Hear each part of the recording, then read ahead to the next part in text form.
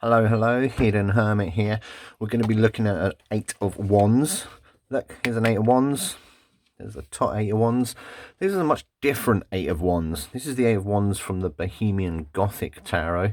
And oh my goodness, look at that. That's pretty scary. It's pretty Gothic as well, to be perfectly fair. Striking, powerful card.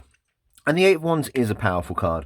Traditionally, we think of it as swiftness, speed, messages, action, travel, all that sort of stuff.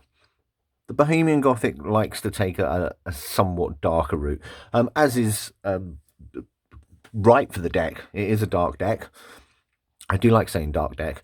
But yeah, it does have a much shadowier vibe. And if we just look at this image, so there are no wands evident.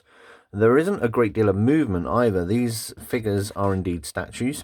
The 8 wands element is the 8 gargoyles going on here. Very dramatic sky, has to be said. Very, very dramatic indeed.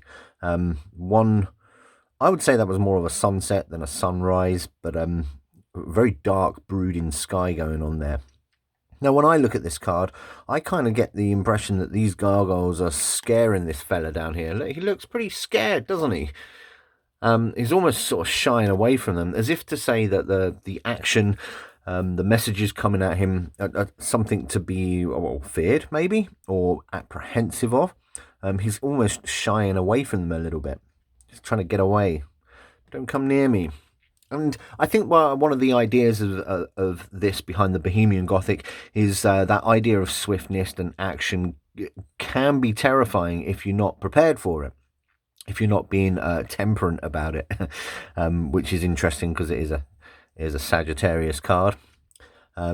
Anyway, but yeah, so this idea that that kind of speed can not necessarily be a good thing. You need to be wary of it. You need to be careful. You need to tread lightly in some certain respects. Tread lightly and tread carefully, I would suggest.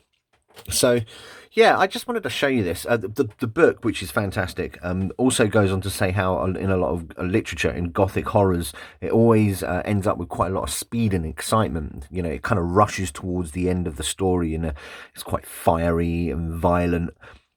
There are often battles, and I quite like that idea. It isn't really sort of depicted in the card, I would suggest, because they are statues, but the book does highlight that aspect, and I quite like that.